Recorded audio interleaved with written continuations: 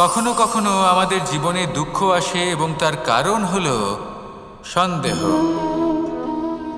মানুষ আমাদের উপর সন্দেহ করে, আমাদের কর্ম নিয়ে, আমাদের মানসিকতা নিয়ে, আমাদের কথা নিয়ে, আমাদের চরিত্র নিয়ে। কখনো কখনো আমরা শুভ উদ্দেশ্য নিয়ে কারোর মঙ্গল কামনা করি, তার জন্য কোনো ভালো কর্ম করি, এবং সেই ব্যক্তি আমাদের বন্ধুত্ব নিয়েই, আমাদের সম্পর্ক নিয়ে, আমাদের সততা নিয়ে প্রশ্ন করতে থাকে, আমাদের সন্দেহ করে। তখন আমাদের দুঃখ হয়, কিন্তু এটা হওয়া উচিত নয়। কারণ যখনই কোনো ব্যক্তি আপনাকে সন্দেহ করছে, তাতে আপনারই মূল্য বৃদ্ধি পাচ্ছে। এবার আপনি বলবেন, এ কি করে সম্ভব হতে পারে? একটা কথা বলুন, আপনি কখনো শুনেছেন যে কয়লার শুদ্ধতার পরিমাপ করা হচ্ছে? শোনেননি, কারণ এমনটা কখনো হয়ই না। শুদ্ধতার পরখ শুধুমাত্র সোনার ক্ষেত্রে করা হয়, শুধুই তার শুদ্ধতা নিয়ে সন্দেহ প্রকাশ করা হয়। এই সোনাকে পরখ করা হয়, আর যখন এই সোনা এই পরীক্ষায় উত্তীর্ণ হয়, তখন সেই সোনা কতটা মূল্যবান সেটা সংসার জানতে পারে। সেই রকমই এই সংসার আপনাকেও পরখ করবে। যখন আপনি এই পরীক্ষায় উত্তীর্ণ হবেন, তখন আপনার মূল্য কতটা অধিক সেটা এই সংসারও জানতে পারবে। সেই জন্য যখনই কেউ আপনার উপর সন্দেহ করবে, দুঃখ পাবেন না। শুধু এই কথাটার খেয়াল রাখবেন, আপনি কি উচিত পথে চলেছেন, উচিত কর্ম করছেন।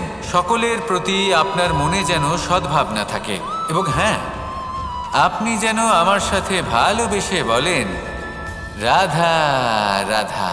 আশা এবং বিশ্বাস মানুষের জীবনের দুই অমূল্য স্তম্ভ।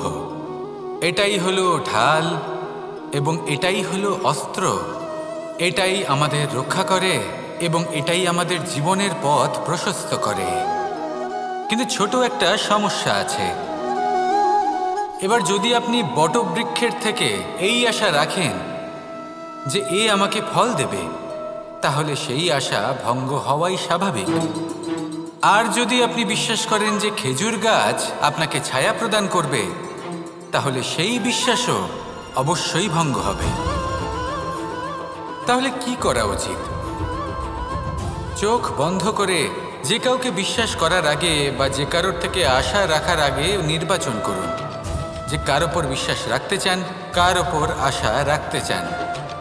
তবে আমি তো বলবো যে বিশ্বাস করতে হলে নিজের ওপর করুন, যে এই সংসারে এমন কোনো কাজ নেই যা আপনি করতে পারেন না। আর শুধু কর্ম করতে থাকুন আর ভরসা রাখুন ঈশ্বরের ওপর, যে উনি আপনার কর্ম দেখবেন আর আপনাকে আপনার কর্মফল অবশ্যই দেবেন, আপনাকে সাফল্য দেবেন। যদি আপনার বিশ্বাস অটল হয়, নিরন্তর পরিশ্রম করেন, তাহলে ঈশ্বর কখনোই আপনার আশা ভঙ্গ হতে দেবেন না। আসুন আর আমার সাথে ভালোবেসে বলুন, রাধা রাধা। আমরা আনন্দ লাভের জন্য ভালোবাসি মা বাবাকে, ভাই বোনকে, পরিবার পরিজনকে, বন্ধুকে, প্রেমিকাকে। আমরা চাই যে সকলে যেন আপন হয়ে থাকেন, আমাদের কাছে থাকেন। কিন্তু মানুষের একটা প্রবৃত্তি আছে যে তিনি যা লাভ করে ফেলেন তার মূল্য তিনি বুঝতেই পারেন না। যদি আপনার বাড়ির কাছে একটা মিষ্টি জলের সরোবর থাকে বা সুন্দর নদী থাকে, তাহলে জলের গুরুত্বটা কি আপনি তা বুঝতেই পারবেন না। সেইখানে আপনি যদি কোনো একটা মরুভূমিতে যান, আপনি অনুভব করতে পারবেন যে এক একটা ফোঁটা জলের কি গুরুত্ব, তার মূল্য কি। সুখের মুহূর্তে যদি আপনজনদের মনে রাখেন, তবে দুঃখের মুহূর্ত নিজে থেকেই দূরে সরে যাবে। ভালোবাসা এবং তার সাথে স্মরণ করা, এটাই তো হলো জীবনের এবং ভালোবাসার আসল মূল্য। আসুন আর আমার সাথে ভালোবেসে বলুন, রাধা রাধা। আমাদের হাতটা দেখুন, এই হাতে 5টা আঙুল আছে যা ভিন্ন ভিন্ন ধরনের, একরকম কেন নয়? কারণ হলো প্রত্যেকের নিজের নিজের গুরুত্ব আছে, নিজের নিজের মাহাত্ম্য আছে। এরা ভিন্ন, তাই একত্রিত হয়ে মুষ্টিবদ্ধ করা সম্ভব, যার দ্বারা আমরা আত্মরক্ষাও করতে পারি, আবার আক্রমণও করতে পারি। যদি 5টি আঙুল সমান হতো, তাহলে মুষ্টিবদ্ধ হতে পারত না, নিজেদের মধ্যে বিভ্রান্তির সৃষ্টি করত। এবার এরকমই কিছু আমাদের সংসারেও হয়। আমাদের দেশ যেখানে একটি ভূমির ওপর ভিন্ন ভিন্ন ধর্মের মানুষ বাস করেন, ভিন্ন ভিন্ন জাতি, ভিন্ন ধর্ম, ভিন্ন ভাষা। কিন্তু যদি আমরা এটা ভাবি যে কিভাবে এই দেশকে কল্যাণের পথে নিয়ে যাওয়া যায়, কিভাবে এর বিকাশ করা সম্ভব, তাহলে আমাদের একত্রিত হওয়া শিখতে হবে।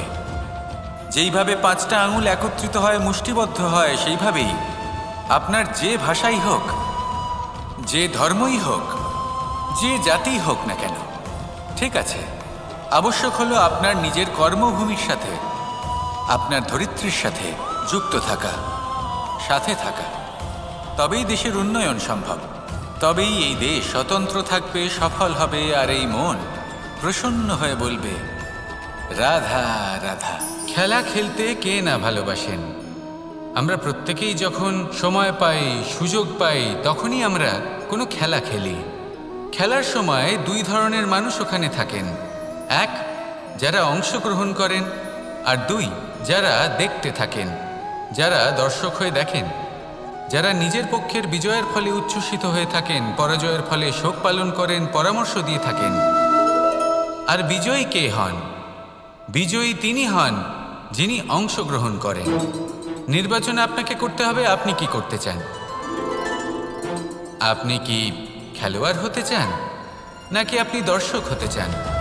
যদি আপনি বিজয়ের আনন্দ লাভ করতে চান, সেই রোমাঞ্চ অনুভব করতে চান, তাহলে খেলতে হবে। ময়দানে আপনাকে নামতেই হবে। পরাজয়ের সম্ভাবনার ভয়ের সাথে আপনাকে লড়াই করতেই হবে। বিপক্ষের আহ্বানকে স্বীকার করতেই হবে, খেলোয়াড় হয়ে উঠতে হবে। তবেই এই বিজয়ের সম্ভাবনা থাকবে। আসলে কি, দর্শক হয়ে পরামর্শ দেওয়া অত্যন্ত সহজ, ময়দানে নেমে অংশগ্রহণ করা অত্যন্ত কঠিন। আর এখানে যেটা সহজ, তা আপনাকে বিজয়ের পথে কখনোই নিয়ে যাবে না। আসুন আমার সাথে ভালোবেসে বলুন রাধা রাধা।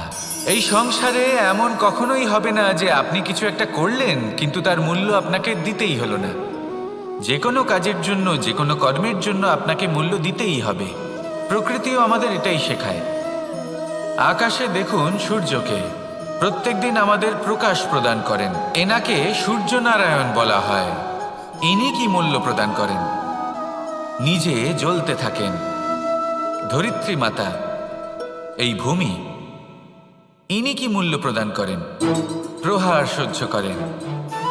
আমরা এই ধরিত্রীতে প্রহার করে মাটি খুঁড়ে তাতে বীজ বপন করি, তবেই আমরা অন্ন লাভ করি, তবেই ফসল পাই।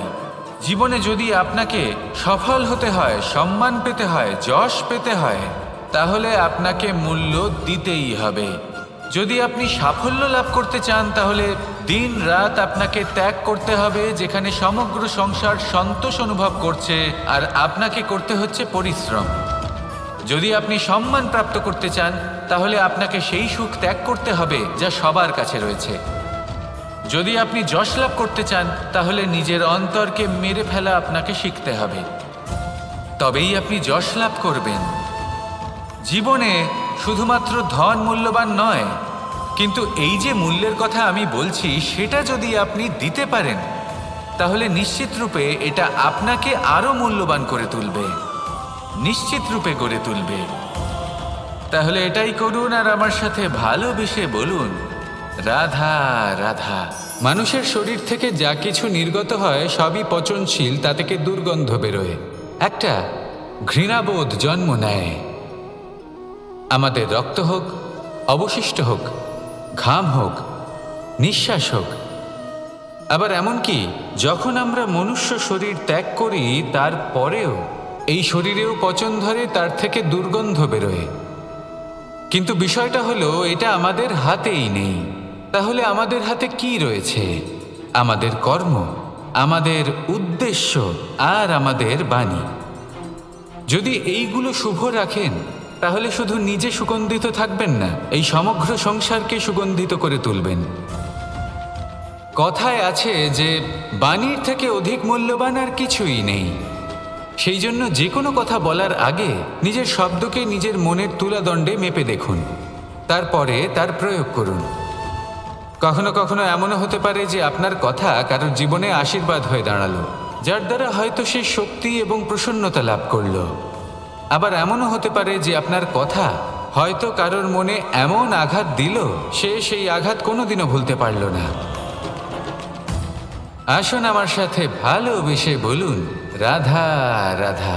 যদি আমি স্থির করি, যদি নিশ্চিত করি একটা মূর্তি গড়ে তুলব, আর কিছুক্ষণ সেই কাজটা করে আবার কিছুক্ষণ পরে বন্ধ করে দিই, আবার কিছুক্ষণের জন্য কাজটা করে আবার সেই কাজ বন্ধ করে দিই, আবার কিছুক্ষণের জন্য কাজটা করে বলি ক্লান্ত লাগছে, কিছুক্ষণের জন্য বিশ্রাম নিয়ে নিই, যদি এইভাবে আমি কাজটা করি, তাহলে কি এই কাজ উচিত সময় এবং উচিতভাবে সম্পন্ন হবে? কখনোই নয়। শুধু তাই নয়, যে কোনো কাজ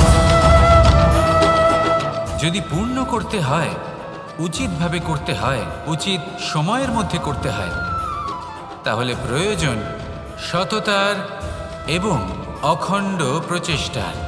সততা ছাড়া আপনি যে কাজই করুন না কেন, উচিত সময় তা সম্পূর্ণ হবে না, আর মনোবাঞ্ছিত ফল আপনি কখনোই পাবেন না। তাই যে কাজই আরম্ভ করুন না কেন, সততার সাথে এবং অখণ্ড প্রচেষ্টার সাথে করুন। তখনই কর্ম এবং তখনই এই জীবন সফল হবে এবং এই মন প্রসন্ন হয়ে বলবে, রাধা রাধা। কেউ আমাকে মাখন চোর বলেন, কেউ বা আমাকে মুরলী মনোহর বলেন, কেউ আমাকে যুদ্ধবিমুখ বলেন, কেউ বা আমাকে সুদর্শনধারী বলেন, কিন্তু আমি আসলে কে? আসুন, আজ আমি আপনাকে আমার আসল পরিচয় জানাবো। বাড়িতে সুস্বাদু মাখন থাকা সত্ত্বেও গোপীদের কাছে সুমধুর ভালোবাসাপূর্ণ বকুনি খাওয়া যে ভালোবাসে, সেই হলো কৃষ্ণ। আঙুলে সুদর্শন চক্র থাকা সত্ত্বেও যে রথের লাগাম ধরে থাকবে সেই সিদ্ধান্ত নিয়েছে, সেই হলো কৃষ্ণ। দ্বারকার মতো অনন্য রাজমহল থাকা সত্ত্বেও সুদামার মতো সখা যার অত্যন্ত প্রিয়, সেই হলো কৃষ্ণ। যদি আপনার মনে প্রেম থাকে, আপনি প্রেম বিতরণ করেন, সবাইকে ভালোবাসেন এবং ভালোবাসা রক্ষার খাতিরে শস্ত্র হাতে নিতেও আপনি সক্ষম থাকেন, তাহলে আপনি হলেন কৃষ্ণ। আসুন আমার সাথে ভালোবেসে বলুন, রাধা রাধা। ব্যায়াম, এই শব্দ আমরা সকলে শুনেছি, আর এটা সারা জীবন আমাদের সাথেই থাকে কোনো না কোনো রূপে। যখন আমরা জন্মগ্রহণ করি, চলতে শিখি, প্রথমে আমরা হামাগুড়ি দিয়ে চলি, পরে চলতে চেষ্টা করি কিন্তু পড়ে যাই। তখন আমাদের বাড়ির গুরুজনেরা আমাদের আটকান না, ওনারা মনে করেন এইভাবেই আমাদের সন্তান চলতে শিখবে, এইভাবেই তার পা আরও মজবুত হবে, যা অত্যন্ত গুরুত্বপূর্ণ। এইবার জীবনকালে যতই আমরা এগোতে থাকি, এই ব্যায়াম বিভিন্ন রূপে আমাদের সাথেই থাকে। কিন্তু আপনি কি জানেন যে এই ব্যায়ামের তাৎপর্য আসলে কি? আপনি কি জানেন এই ব্যায়ামের মর্ম আসলে কি? যখনই আমরা এই ব্যায়াম করি, আমাদের শরীরের মাংসপেশি ক্ষয় হয়। প্রথমে তা ক্ষয় হয়, তারপর আবার তা নির্মিত হয়। আরও শ্রেষ্ঠ, আরও শক্তিশালী মাংসপেশি আমরা লাভ করি। অর্থাৎ এই ব্যায়াম হলো সৃজনের বিজ্ঞান। এই ব্যায়াম আমাদের জন্য অত্যন্ত আবশ্যক। সেই জন্য জীবনে যখনই কোনো কিছু নষ্ট হয়ে যায়, চলে যায়, তখন হতাশ হয়ে পড়বেন না, তাকে পুনর্নির্মাণ করার চেষ্টা করবেন। আর এই শিক্ষা আমরা লাভ করি পাখিদের থেকে। যখনই বর্ষা হয়, ঝড় আসে, যখন পাখির বাসা ভেঙে চুরমার হয়ে যায়, তারা হার মেনে নেয় না। সে আবার অল্প অল্প করে সব খুঁজে একত্রিত করে আবার নিজের বাসা বানিয়ে তোলে, পুনরায় এক জীবনকে জন্ম দেয়, এক নতুন পরিবারকে জন্ম দেয়। তাই মনে রাখবেন, জীবনে এইভাবেই যদি আপনি নির্মাণ করতে চান, সৃজন করতে চান, তাহলে সেই নির্মাণের জন্য ভাঙনের অভিজ্ঞতা থাকা অত্যন্ত আবশ্যক। ভগ্ন বস্তুকেও সম্মান করা অত্যন্ত আবশ্যক। এই আচরণ মনে নিয়ে আসুন, মন প্রসন্ন হয়ে বলবে, রাধা রাধা। যখন আমরা কোনো বনে প্রবেশ করি, তখন এই সবুজ ঘাস দেখে, এই কোমল ঘাস দেখে আমাদের মন প্রফুল্ল হয়ে ওঠে। ভিন্ন ভিন্ন প্রজাতির ফুল, ভিন্ন ভিন্ন রঙের ফুল দেখে এই মন আনন্দে ভরে ওঠে। এখানে শিশুরা আনন্দ লাভ করে, বড়রা ভোজন গ্রহণ করেন, কথাবার্তা বলেন, হাঁটাহাঁটি করে বেড়ান। এবার ভেবে দেখুন, যখন এই উপবনের নির্মাণ হয়েছিল সেই সময় যদি এই মাটিকে সঠিকভাবে খনন না করা হতো, যদি তাতে সঠিকভাবে বীজ রোপণ না করা হতো, যদি কোনো সংঘর্ষ না হতো, পরিশ্রম না করা হতো, যদি চলতে চলতে পায়ে কাঁটা না বিঁধে যেত, তাহলে এই সুন্দর বন দেখে আমরা কি এই আনন্দ লাভ করতে পারতাম? কখনোই নয়। ধরুন কোনো নদীর তটে সুন্দর একটি বন আছে, সেই বনের আনন্দ লাভ করতে গেলে আপনাকে সেই নদী পার করতেই হবে। যদি সুখের নদীর কাছে পৌঁছতে চান, তাহলে তটে যে কাঁটা রয়েছে সেগুলোর সাথে সংঘর্ষ করতেই হবে। এই সংসারে যদি আপনি সুখ লাভ করতে চান, তাহলে সুখ লাভের এই যাত্রা শুরু করতে হবে সংঘর্ষ দ্বারা। তাহলে সংঘর্ষকে স্বাগত জানান, এর পেছনেই সুখ রয়েছে যা আপনার জন্য অপেক্ষা করছে। এবার হাসুন আর আমার সাথে ভালোবেসে বলুন, রাধা রাধা। এই সংসারের সব থেকে কঠোর ধাতুর মধ্যে একটি হলো লোহা। লোহা দিয়ে আমরা অনেক অস্ত্র শস্ত্র লাভ করি, অনেক বস্তুও লাভ করি। এবার এই লোহাকে কাটার জন্য, একে কোনো আকার দেওয়ার জন্য কি প্রয়োগ করতে হয়? লোহা। এবার এই কথাটা আমরা সকলেই জানি যে লোহার দ্বারাই লোহাকে কাটতে হয়। এবার এই কথা আমি আপনাকে কেন বলছি, এরপরে খুব বড় একটা প্রশ্ন আসে যা খুব বড় শিক্ষা দিয়ে যায়। এটা কেন হয় যে আমরা একটা লোহা দিয়ে একটা লোহাতে আঘাত করছি, কিন্তু যে লোহা দ্বারা আঘাত করছি তার আকার বদলাচ্ছে না, যার উপর প্রহার করছি তার আকার বদলাচ্ছে? এতে পার্থক্যটা কোথায়? পার্থক্য হলো তাপমাত্রার। দেখুন, যে লোহাকে আমরা কাটতে চাই তার তাপমাত্রা বাড়াতে হয়, তাকে গরম করতে হয়। আর যে লোহা দ্বারা আমরা আঘাত করতে চলেছি সেই লোহা আমাদের ঠান্ডা রাখতে হয়। অর্থাৎ ঠান্ডা লোহা গরম লোহাকে কেটে দেয়। এবার এই শিক্ষা কি আমাদের জীবনে যথেষ্ট নয়?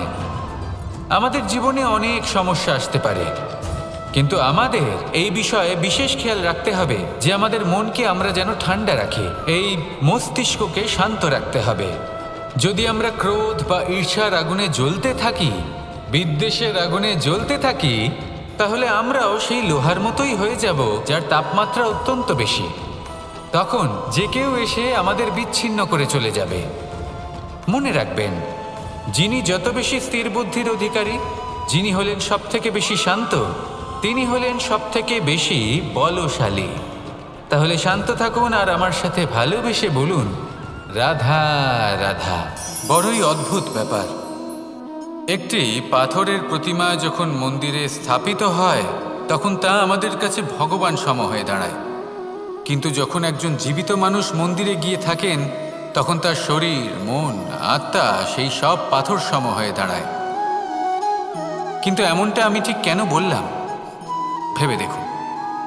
মানুষ এটা চান যে কোনো পরিস্থিতি, যে কোনো স্থানেই তার বিজয় হোক, কিন্তু এখানে এসে সে পরাজিত হয়। এরকম ঠিক কেন হয়? সমস্ত খেলা হলো ভাবনা চিন্তার, বিচারধারার, দৃষ্টিভঙ্গির, উত্তরদায়িত্বের খেলা। পাষাণের এই প্রতিমা, তার একটি উত্তরদায়িত্ব আছে, আশা ধরে রাখার দায়িত্ব। সেই আশা জানিয়ে মানুষ মন্দিরে আসেন। তেমনি মানুষের একটি উত্তরদায়িত্ব আছে যেটা সে ভুলে যায়। আর সেই উত্তরদায়িত্ব হলো এটা, যে মন্দিরে যে ভগবানকে সে প্রসন্ন করতে যাচ্ছে, তাকে সে তখনই খুঁজে পাবে যখন পূর্ণরূপে সে সমর্পিত থাকবে। যদি মনে সমর্পণের ভাব না থাকে, তাহলে ভগবান কখনো প্রসন্ন হবেন না। নিজের উত্তরদায়িত্ব বোঝার বদলে মানুষ শুধু একটা অনুষ্ঠান পালন করেন। যেমন ফুলের একটা মালা অর্পণ করেন, আর সেই কারণেই তিনি পরাজিত হন। আপনি ফুলের মালা অর্পণ করুন, প্রসাদ অর্পণ করুন, কিন্তু মনের মধ্যে পূর্ণ সমর্পণের ভাব থাকা প্রয়োজনীয়। তবেই আপনি মন্দিরে গিয়েও প্রাণবন্ত হয়ে থাকতে পারবেন, তবেই ঈশ্বরকে প্রসন্ন করতে পারবেন। আসুন আমার সাথে ভালোবেসে বলুন, রাধা রাধা। সময় এবং ধন, একটা যা প্রকৃতি আমাদের দান করেন, আর একটা যা আমরা নিজেরা অর্জন করি। কিন্তু যখন হারিয়ে ফেলার প্রসঙ্গ আসে তখন আমরা এই দুই একসাথে হারিয়ে ফেলি। এই সময় যদি আপনি গুনতে থাকেন তাহলে তা এমনিও নষ্ট হয়ে যাবে, কারণ সময় গণনা করতে আপনি যে সময় ব্যতীত করেন তা তো এমনিই নষ্ট হয়ে যায়। এই সময়কে যদি আপনি একত্রিত করার চেষ্টা করেন তাহলে তা সম্ভব হবে না। সময়ের বিষয়ে শুধু একটাই কথা বলবো, আপনি যদি একে ব্যবহার করেন তাহলেই জীবনে বৃদ্ধি হবে। ধনের সাথেও এটাই হয়। কথায় আছে যে এই ধনের দ্বারাই ধন অর্জন করা সম্ভব। যদি আপনি এই ধনের যত্ন নেন এবং একে সামলে রাখেন তাহলে ধন আপনাকে সামলে রাখবে। এবার সময় আমরা প্রচুর পরিমাণে পাই, কিন্তু তার অর্থ এটা নয় যে আমরা তা নষ্ট করি। বাস্তব অর্থে সময় তা অত্যন্ত মূল্যবান। এর সদ্ব্যবহার করা যদি আপনি শিখে যান তবে এই সময়ও আপনাকে অবশ্যই অতি মূল্যবান করে তুলবে। আসুন আর আমার সাথে ভালোবেসে বলুন, রাধা রাধা।